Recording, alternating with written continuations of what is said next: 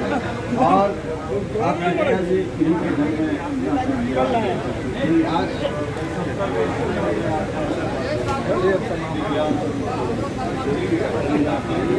मित्रों संकल्प के साथ सवेरे से आप अभिभावक के लिए आदरणीय अरुण जी उनका दिल से हृदय से आभार व्यक्त करता हूँ। यहाँ से इसलिए कि उन्होंने मुझे यहाँ पर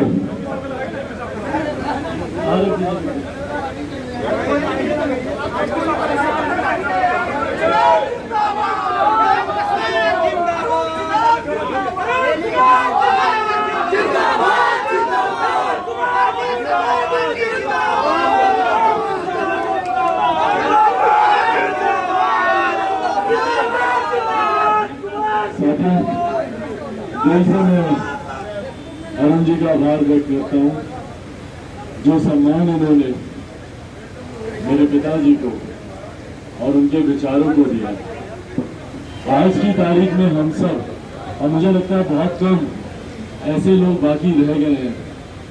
मैं जब भी अरुण जी से हम लोग की व्यक्तिगत मुलाकात होती है तो कभी कभी मैं मजाक में कहता हूँ कि मुझे लगता है कि शायद सामाजिक न्याय के योद्धाओं की बात करें या समाजवाद की बात करें तो मुझे लगता है कि बहुत कम लोग बचे हैं जिनमें से मैं जरूर एक हूँ।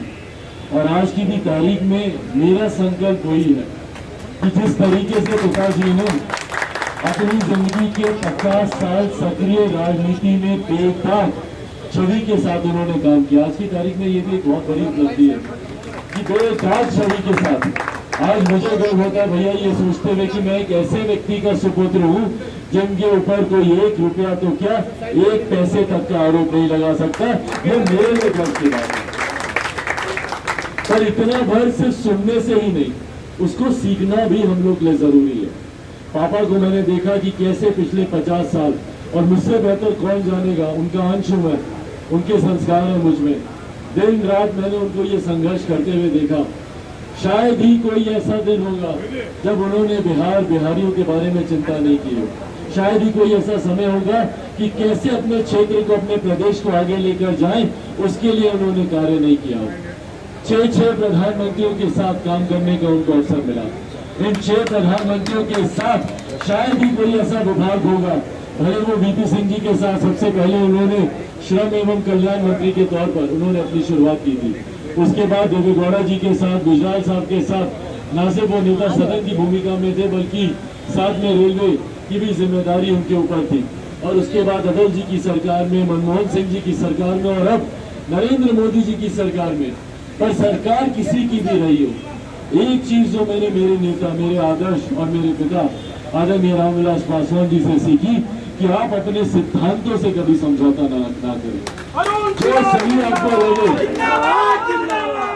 जो सही आपको लगे, और पापा भी मुझे हमेशा ये बोलते थे कि अगर तुम सच्चाई की राह पर चल रहे हो तो ये बिल्कुल विचलित मत होना ये सोचकर कि भैया आज तुम्हारे साथ कोई है कि नहीं है।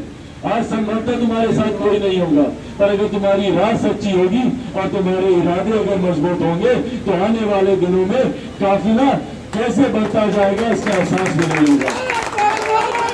और इसीलिए साथियों, आज जब मैं यहाँ पर मौजूद हूँ तो पापा के उन्हीं सपनों को पूरा करने के लिए, और मुझे खुशी है कि इसमें मजबूती से मेरे पिताजी के सहयोगी रहे, उनके मित्र रहे, उनके साथ मिलकर इन्होंने एक लंबी लड़ाई इन्होंने लड़ी है। अरुण जी का साथ मुझे आज जब मेरे अपने पिता नहीं है तो मुझे इस बात का खुशी होती है कि कम से कम एक साया ऐसा है मेरे साथ, एक साथ ऐसा है जिन्होंने मेरे पिताजी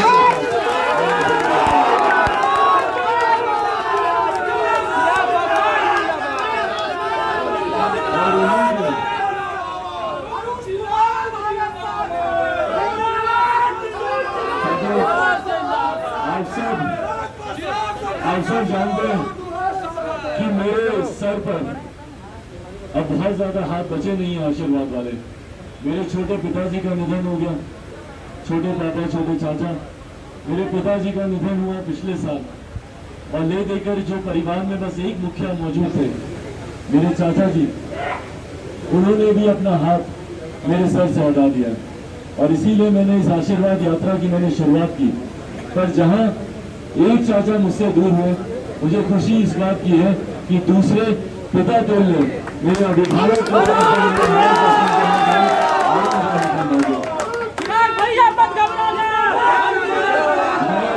मैं इनका शब्दों में धन्यवाद कर ही नहीं सकता। जिस दिन से मेरे परिवार में ये घटना घटी और मेरे परिवार के सदस्यों ने ही मेरी पीठ में खंजर भोंकने का काम किया, उस दिन से चट्टान की तरह ना सिर्फ ये मेरे साथ खड़े रहे बल्कि निरंतरता में इन्होंने मुझे वो जरूरी मार्गदर्शन दिया जो सिर्फ अनुभव से आता है। मैं शायद आज से 50 साल के बाद शायद मैं वो मार्गदर्शन करने वाला अपनी अगली युवा पीढ़ी के हो सकूं, और आज मेरा वो मार्गदर्शन करने की भूमिका मेरे पिताजी के बाद अगर किसी ने इस भूमिका को निभाया तो वो अरुण जी ही थे, जिन्होंने न सिर्फ मेरा साथ दिया बल्कि मेरा मार्गदर्शन किया। साथियों, आज ज्यादा समय न लेते हुए अंत में बस मैं ये विश्वास दिलाने आप लोगों को आया हूँ कि मेरी सोच मेरे पिताजी की सोच, और मुझे खुशी है कि उसमें अरुण जी की भी वही सोच, बिहार को बस आगे लेकर जाना। बिहार प्रदेश की ये विडंबना, बिहार की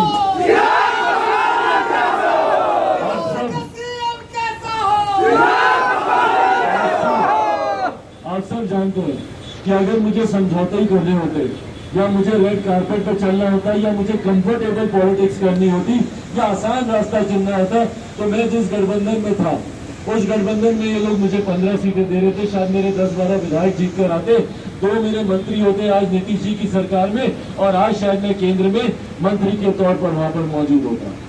पर अगर मुझे ये करना था तो उसके लिए मुझे बिहार और बिहारियों के अस्मिता के साथ समझौता करना पड़ता, मुझे अपनी सोच के साथ समझौता करना पड़ता।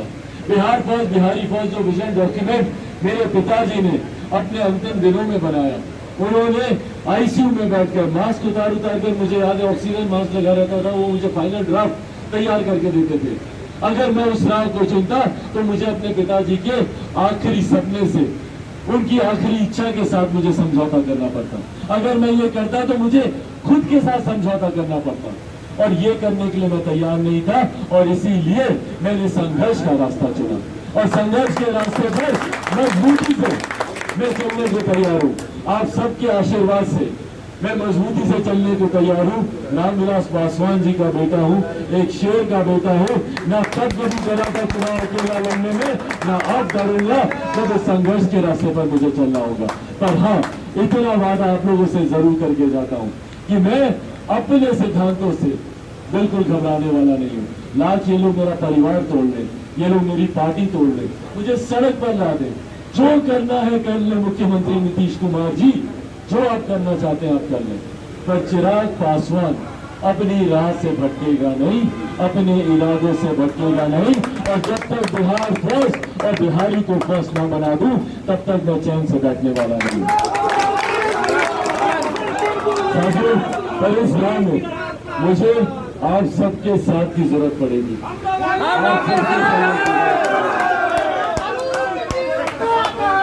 के साथ मैंने ये आशीर्वाद यात्रा मैंने निकाली है, आप सबकी तरफ से मैं अपने अभिभावक आदरणीय अरुण जी से आशीर्वाद लेकर मैं ये मानूंगा कि आप सबने मुझे अपना आशीर्वाद दे दिया, तो मैं इनसे आशीर्वाद ले लूंगा।